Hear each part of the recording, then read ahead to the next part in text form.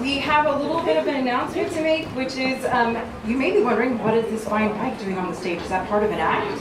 What is that? Well, you can buy raffle tickets, which will help with next year's fundraiser for FemFest and the upcoming one in October. Consent is Sexy, which will be a 21 and over show, people. That's what I'm talking about. So the other thing is, if all of you have had a chance to see the art, the ones you have, we need you to keep moving through because we're at capacity, and we need to let other fine and lovely people in to check out the show. So if you've had your turn, please go out and then come back in again. It'll probably peter down, as it gets a little bit later, and you can come back in here a little bit more easily. So please keep everything moving, everybody. We'd love to see that happen, like raito pronto, right now. So the next performer is ElizaBeth Coira. She's a poet who is putting together arts and poetry organization in Genie.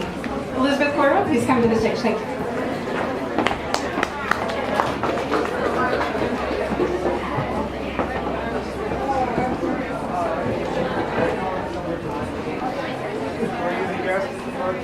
Good evening, everybody. Can you guys hear me back there?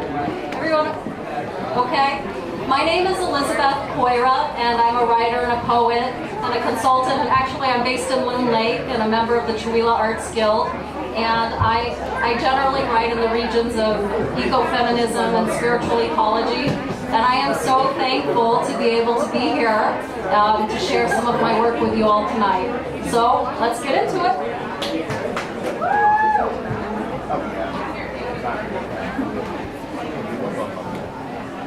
How are we doing on the projection? We'll have an image coming up here in just a minute. Let me just ask this crowd, does anybody have a problem with a few F-bombs sprinkled in through some of the work?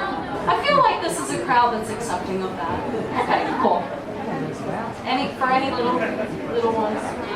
Okay.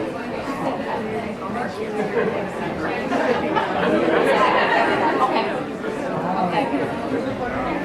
So the projection has failed, but my first piece is called Duty, and if you'd like to take a look at the visual, it's on display up here with big golden letters that say I am a woman.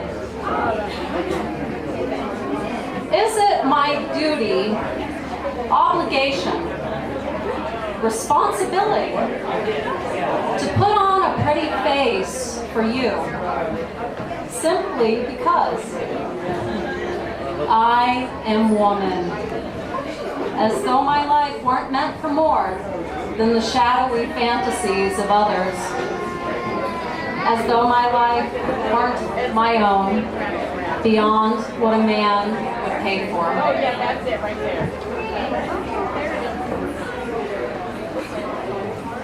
Okay, so my second piece is called F-bomb. Like I mentioned, there might be a couple of those sprinkled throughout. What if I dropped the F-bomb in the hearts of every man? They'd wriggle, writhe, twist, maybe cry for sins they've committed and permitted. What if I dropped the F-bomb in the hearts of all women? We'd shift and sort through many thoughts, pains, insults, injuries. But feminism isn't four letters. My humanity isn't a sin. I ask, what's so bad about love, thought, respect, a little consideration? Am I not equal, worthy, and wise? Do I not too have human eyes? Stop telling me I handed you the apple when you're clearly the one so troubled, corrupted and twisted. Oh, poor girl. Of course, we women are to blame. We planted the seeds of sickness, perversion. You're clearly not responsible at all for your own thoughts, own actions, desires. So cover and keep us, abuse and conceal us. We clearly should never be free. Fuck that. Say it with me, Spokane. Fuck that. One more time, let's get warmed up. Fuck that. I like this crowd. Yeah. Why I must drop the F-bomb, with no desire to melt off male skin. I use gentle love also. Discussions of hurt. Vulnerability is not only feminine.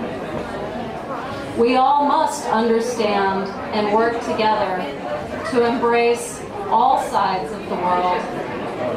Our souls, our spirits, all expressions of being needed to become whole.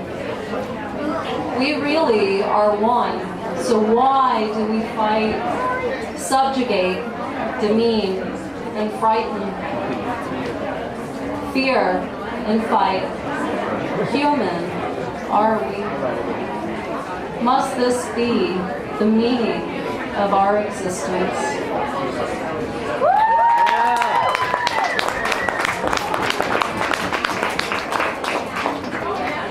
I like this crowd. It's great how we can all rally around the F-bomb together.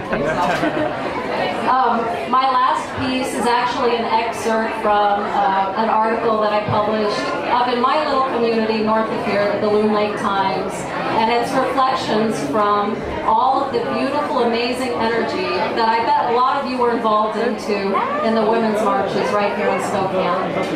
We also had one up in Coira too, in case you didn't know. So thanks for taking a moment to listen and reflect on all of that beautiful energy and intention and unity that brought us together. Let's use that energy to carry forward to enact real change.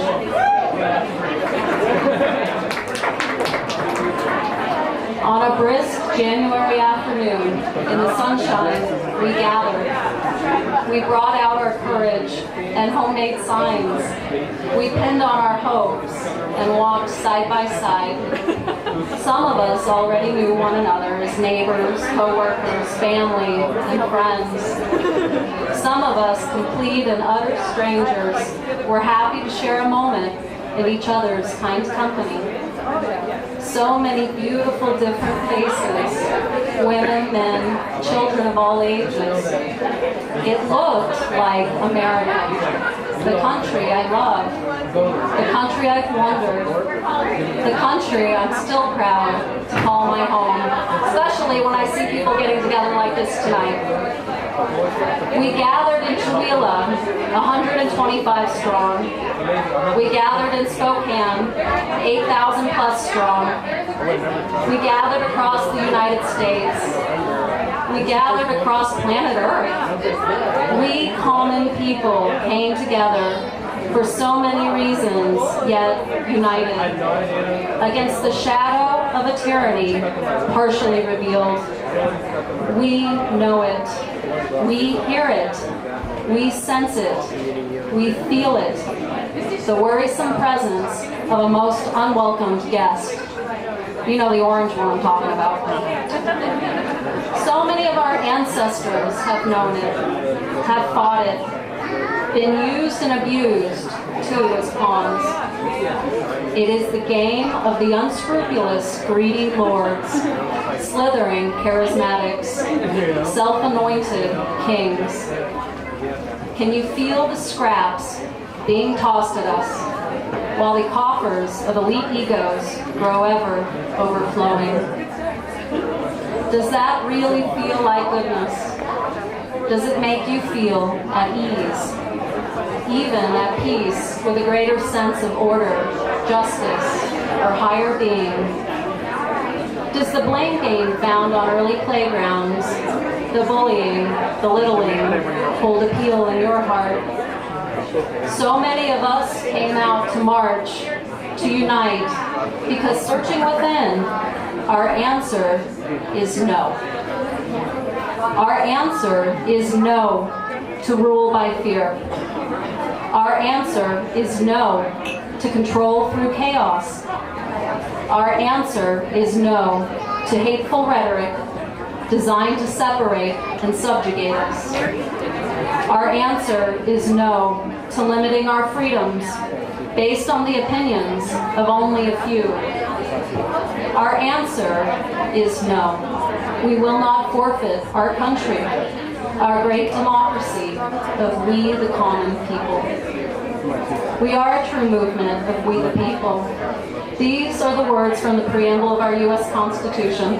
I'm sure a lot of you all know it. We the people of the United States, in order to form a more perfect union, establish justice, ensure domestic tranquility, provide for the common defense, promote the general welfare, and secure the blessings of liberty to ourselves and our posterity. Though our democracy has certainly never been perfect, our history as a nation and humans more than a little blemished. We must continue to grow, evolve, rise to the ideals of liberty, justice, peace, and prosperity for all.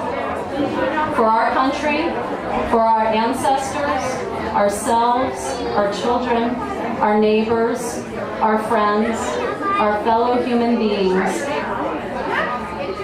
We cannot go back to the mistakes of old. Too many lives have been wasted in the games of ego, greed, hurt, and hate. It's up to we common folk to each be the change, to care for each other, and to reassemble our institutions to work for we the people on a daily basis. Each choice is your power, your guiding hand for the greater good of all. How many of us dream of touching this world in this lifetime for the better? Gather your strength, courage, determination, neighbors and friends, because this is it. This is your call. This is your time. With love in our hearts, may love be our guide for change.